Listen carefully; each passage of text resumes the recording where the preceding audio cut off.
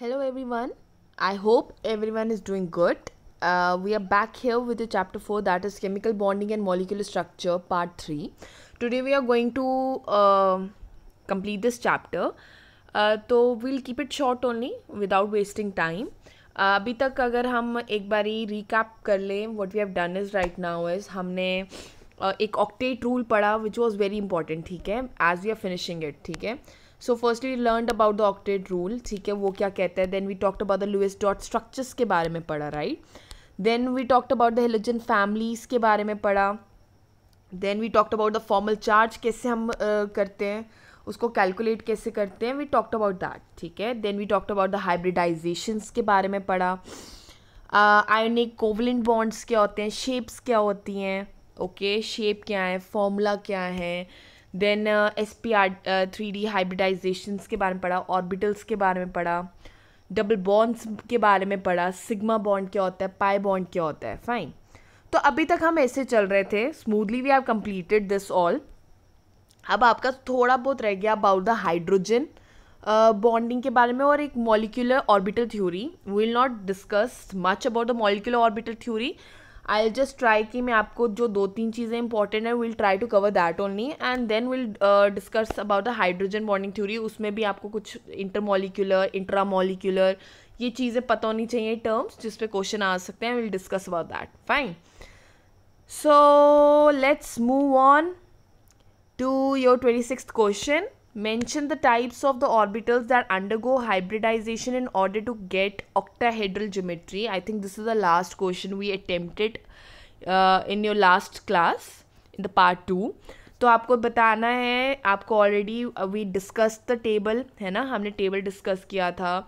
तो s orbital है, s orbital p orbital है, देन s p और d और p orbital, right. So what is your answer? So correct answer is C, that is s p and d orbital है, ठीक है. Octahedral geometry possible होता है, ठीक है, जब एक एटॉमिक ऑर्बिटल्स अगर अंडरगो करेंगे sp3d2 हाइब्रिडाइजेशन, ठीक है. सो ये इन्वॉल्व करता है एक s ऑर्बिटल, 3 p ऑर्बिटल्स और 2 d orbitals. So it involves s p and d orbitals. Fine.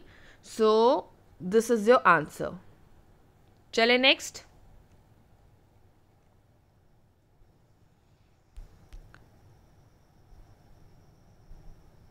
What is the geometry of PCl5 molecule की ज्योमेट्री क्या है?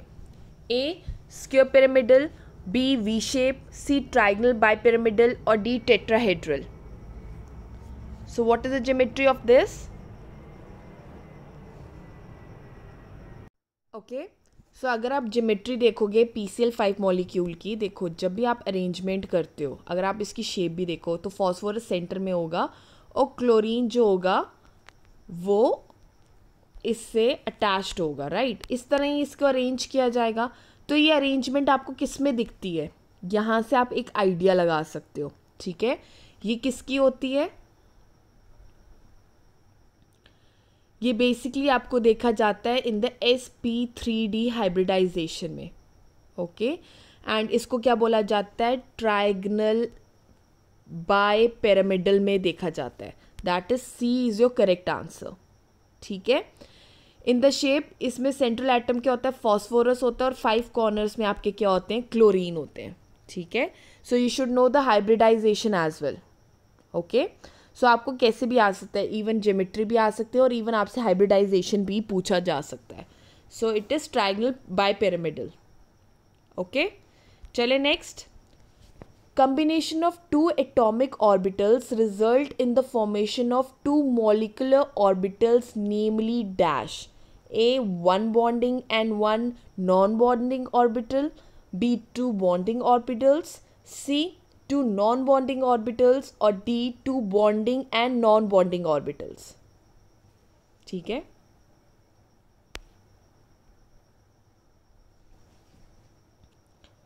So what is this?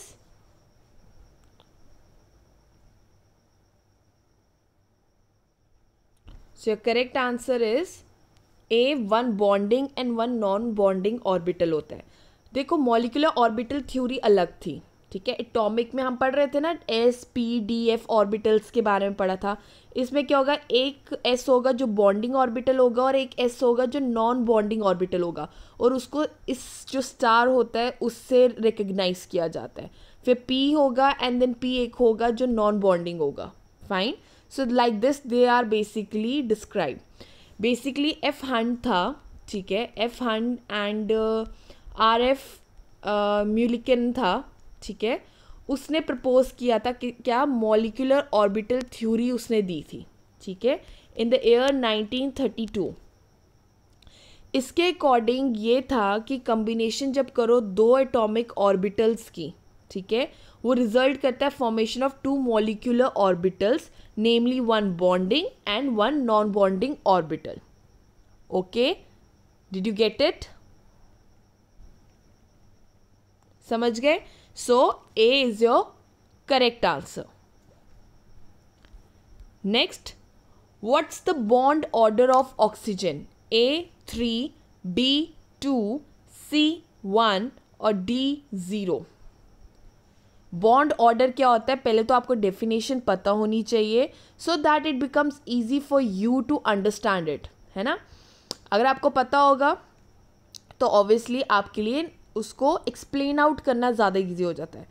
देखो इन सिंपल लैंग्वेज जब हम बॉन्ड ऑर्डर की बात करते हैं तो आपको बताना है कि एक बॉन्डिंग जो हो रही है ऑक्सीजन्स के बीच में या किसी के बीच में वो क्या है, ठीक है। Is it single bond, double bond, triple bond, that is an order. Okay, so basically you should know the basically आपको वो पता होना चाहिए, ठीक है। तो आपको बताना है ऑक्सीजन के बीच में क्या बॉन्ड ऑर्डर होता है।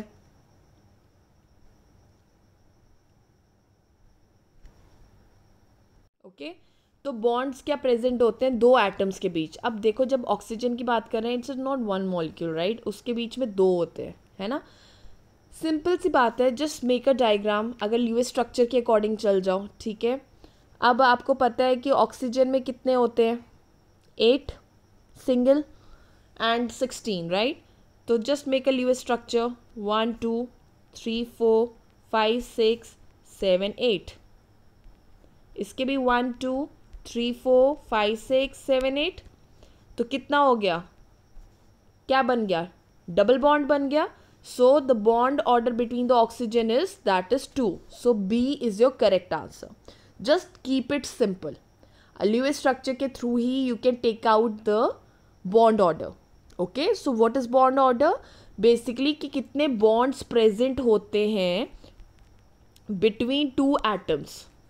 क्या, between two atoms is called as bond order. Fine, समझ गए? चले next. What do you think is the relationship between bond order and bond length, ठीक है। पहले तो जब when we are talking about it कि बॉन्ड ऑर्डर और बॉन्ड लेंथ, तो आपको पहले डेफिनेशन पता होनी चाहिए, then only we can just take out their relationship.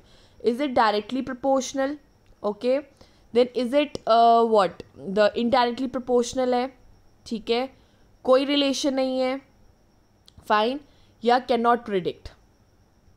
अभी हमने बॉन्ड ऑर्डर की तो बात कर ली, है ना। तो अब आपको बॉन्ड लेंथ भी पता होना चाहिए कि what is bond length. Bond order तो पता हो गया कि दो एटम्स के बीच में क्या वो है, कौन सा बॉन्ड है, is it single bond, double bond और ट्रिपल बॉन्ड, राइट। तो बेसिकली बॉन्ड लेंथ क्या होता है ना। तो बॉन्ड लेंथ होती है बेसिकली ये इक्विलिब्रियम डिस्टेंस होता है between the centres of the nuclei, ठीक है। Distance between the centres of the nuclei of the two bonded atoms. दो बॉन्डेड एटम्स जो होंगे उनका जो डिस्टेंस होगा वो होता है bond length. Okay, so this is the bond length.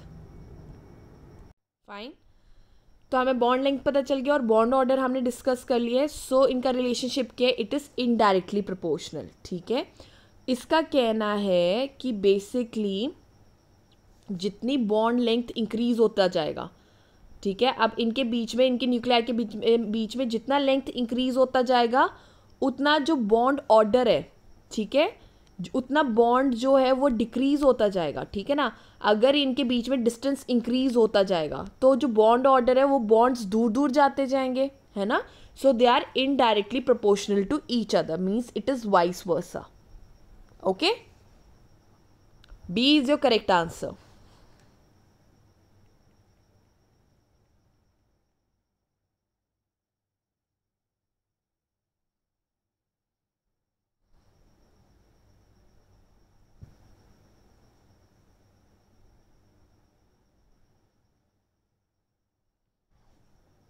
Okay, let's move on to the next question. Which of the following molecule doesn't exist? A. Oxygen, B. Hydrogen, C. Helium और D. Nitrogen. कौन सा molecule है जो exist नहीं करता out of these four?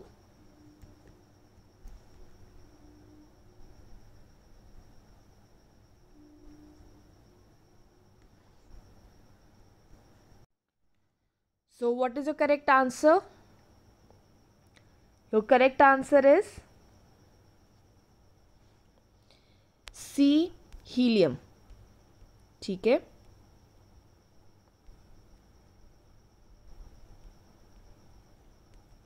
Why so? क्योंकि जो helium है वो मॉलिक्यूल एग्जिस्ट इसलिए नहीं करता क्योंकि जो हीलियम है that is a noble gas. क्या है ये? एक नोबल गैस है, ठीक है। ये ऑलरेडी स्टेबल है, ना ये लूज करता है ना ही ये गेन करेगा इलेक्ट्रॉन टू बिकम स्टेबल, ठीक है। So helium it is not possible to exist. Fine.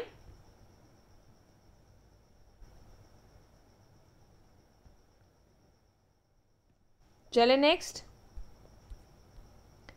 What is the electronic configuration of carbon atom? Normal में पूछा है कि कार्बन एटम का इलेक्ट्रॉनिक कॉन्फ़िगरेशन क्या है। So they have given you 1s 2s2 2p2। ये जो इलेक्ट्रॉनिक कॉन्फ़िगरेशन है ये मॉलिक्यूल की लिखी जाती है, ठीक है। जो मॉलिक्यूलर ऑर्बिटल थ्योरी है उसके अकॉर्डिंग है। सिग्मा 1s2 मतलब ये बॉन्डिंग है, then sigma 1s2 with star is non anti bonding, sigma 2s2 with star is the antibonding, pi 2px pi 2py, ठीक है। और 1s2 2s2 और 2p1 और then again 2px and 2py. Okay, so you need to tell me कि electronic configuration carbon atom की क्या है।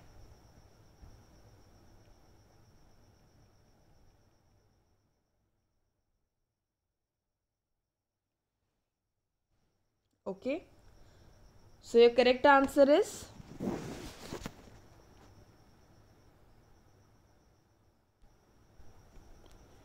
A 1s2 2s2 and 2p2, ठीक है।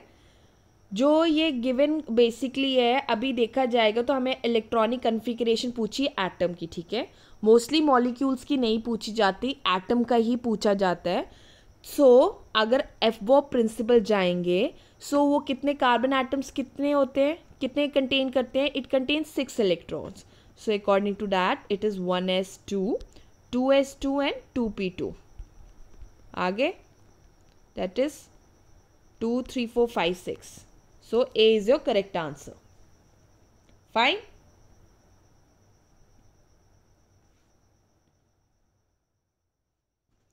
चले next. Hydrogen, nitrogen, oxygen and lithium are heteronuclear diatomic molecule, heteronuclear triatomic molecule, homonuclear diatomic molecule और homonuclear triatomic molecules. ये hydrogen bonding के under हैं terms, you need to know it, ठीक है। तो ये आपको 4 दिए हुए हैं, ये क्या है मॉलिक्यूल्स? हेटेरोन्यूक्लियर है, हेटेरोन्यूक्लियर डायटॉमिक है, हेटेरोन्यूक्लियर ट्राइएटॉमिक है, या होमोन्यूक्लियर डायटॉमिक है और होमोन्यूक्लियर ट्राइएटॉमिक है। You need to tell me.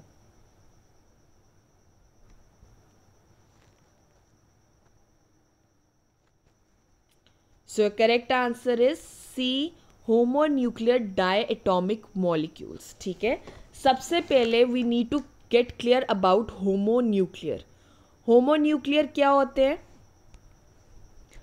Homonuclear वो हो गए वो मॉलिक्यूल्स होते हैं, ठीक है, जिनके पास सेम एटम्स होते हैं, सेम एटम्स इन देम। अगर हम देखेंगे तो हाइड्रोजन H2 के पास क्या है? 2 हाइड्रोजन एटम है, नाइट्रोजन के पास 2 नाइट्रोजन एटम है, ऑक्सीजन के पास 2 ऑक्सीजन है और लिथियम के पास 2 लिथियम है। सो उनको बोला जाता है होमोन्यूक्लियर, मतलब जिनके पास सेम एटम्स हैं। तो ये सारे क्या हो गए? होमोन्यूक्लियर। ठीक है, जिनके पास सिर्फ 2 एटम्स होते हैं, ठीक है, जिन मॉलिक्यूल्स के पास सिर्फ 2 एटम्स होते हैं उनको कहा जाता है डायएटॉमिक मॉलिक्यूल। क्या कहा जाता है? Diatomic molecule. So according to that hydrogen, nitrogen, oxygen, lithium are homonuclear, मतलब same atoms, and have 2 atoms means diatomic molecule. So C is your correct answer.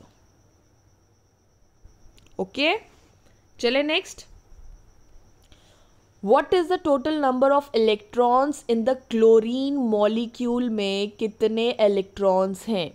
A17, B34, C18 और D16?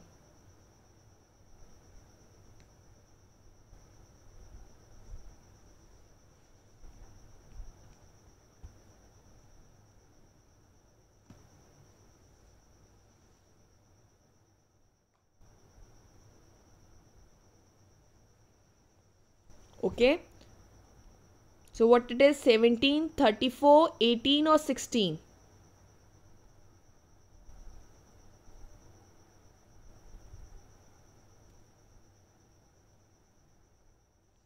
So your correct answer is B34. ठीक है, अब इन्होंने बोला है कि chlorine molecule, please there is a difference between chlorine molecule and chlorine atom. ठीक है, so you need to understand that chlorine जो एटम होता है वो बना होता है 17 इलेक्ट्रॉन्स का। कितना? 17 इलेक्ट्रॉन्स का बना होता है। ठीक है, पर जब 2 क्लोरीन एटम्स, ठीक है, शेयर करते हैं अपने इलेक्ट्रॉन्स को कोवेलेंटली, ये क्या फॉर्म करते हैं? क्लोरीन मॉलिक्यूल फॉर्म करते हैं। क्या बनाते हैं? Chlorine molecule. ठीक है, तो हमारा जो क्लोरीन मॉलिक्यूल है वो किसका बना है? 2 क्लोरीन एटम से, तो 17 + 17 is equal to that is 34। So B is your correct answer. ये बना है 34 इलेक्ट्रॉन से। ओके, समझ गए? चले आगे। Nitrogen, fluorine and oxygen are dash in nature.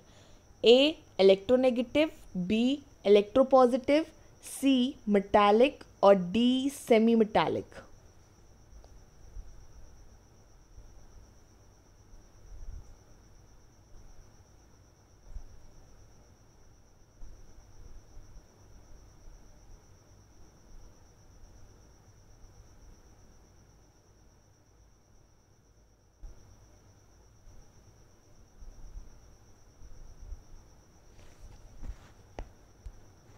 So your correct answer is A electronegative.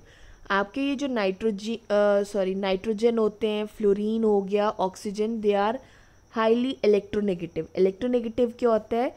Tendency होना किस चीज़ की? ऑफ न्यूट्रली,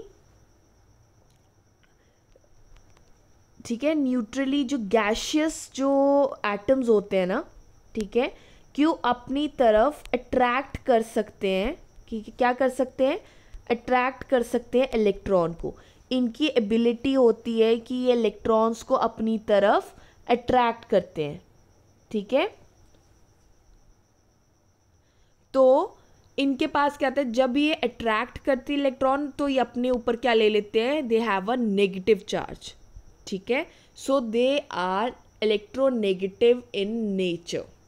ठीक है, तो इनकी टेंडेंसी टूवर्ड्स होती है electronegativity, means they can attract an electron. So A is an correct answer. Fine. Which bond acts like a bridge in between the two molecules formed by a covalent bond? जब covalent bonds जब form होते हैं ना, तो वो कौन सा bond है जो दो मॉलिक्यूल्स के बीच में होता है? लाइक क्लोरीन और क्लोरीन के बीच में अगर बॉन्ड है तो वो कौन सा बॉन्ड होता है? A covalent bond, B ionic, C hydrogen और डी मेटालिक बॉन्ड.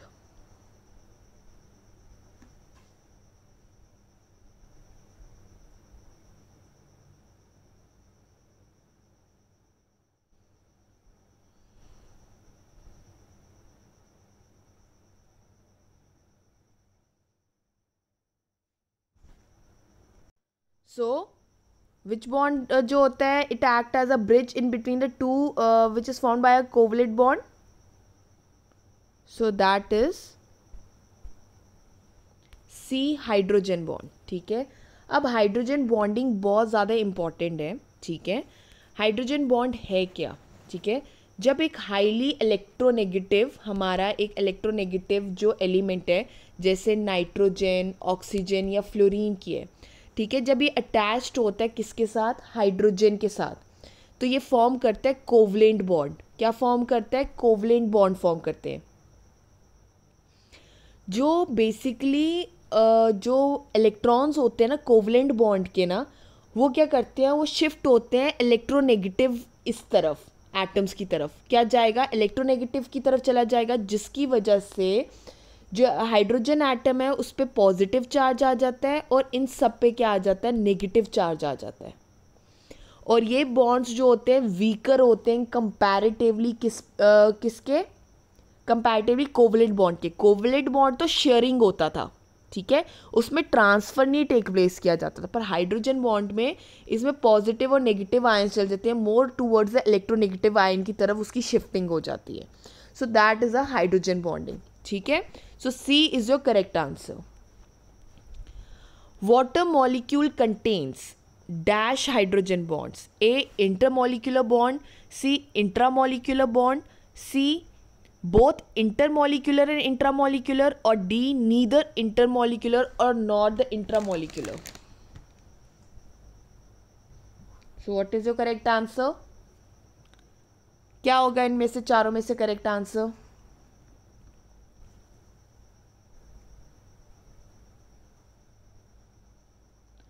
ठीक है. तो पहले, इससे पहले हम ये पढ़ लेते हैं कि ये इंटर और इंट्रामोलिकुलर बॉन्ड्स होते क्या हैं. ठीक है. अभी हमने हाइड्रोजन बॉन्ड के बारे में पढ़ा. ठीक है.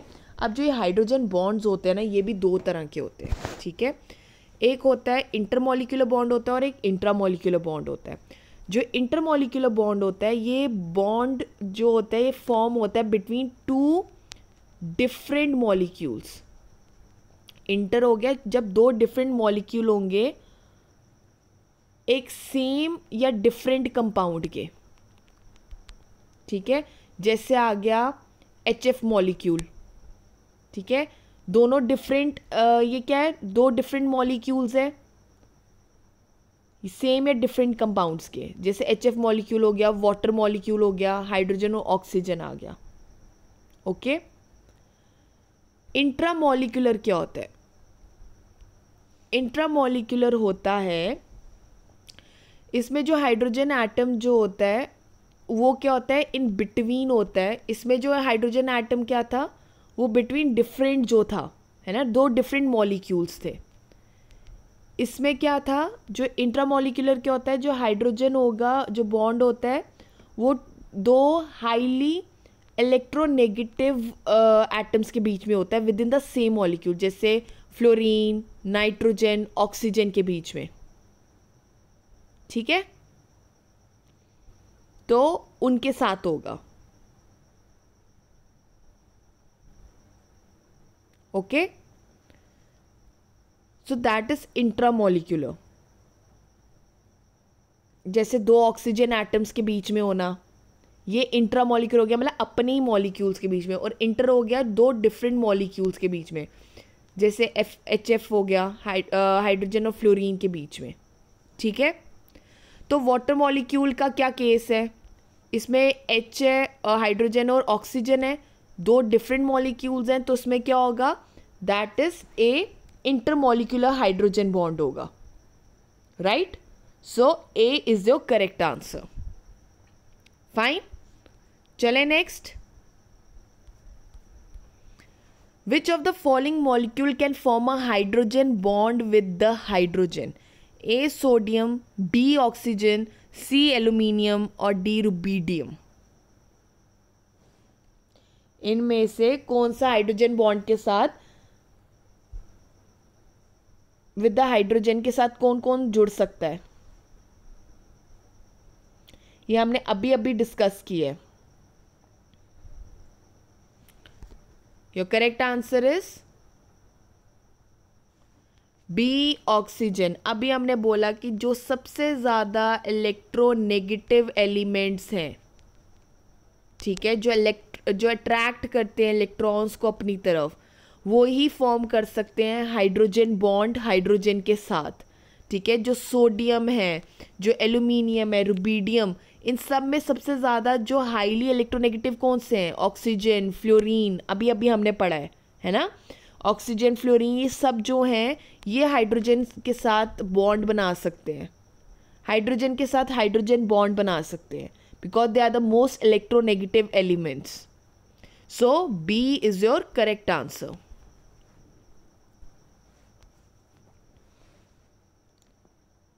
हो गया. चलें आगे.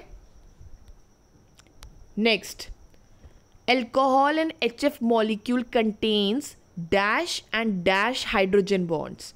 A. Intramolecular and inter. B. Inter and intermolecular. C. Inter and intramolecular. और D. Intramolecular and intramolecular.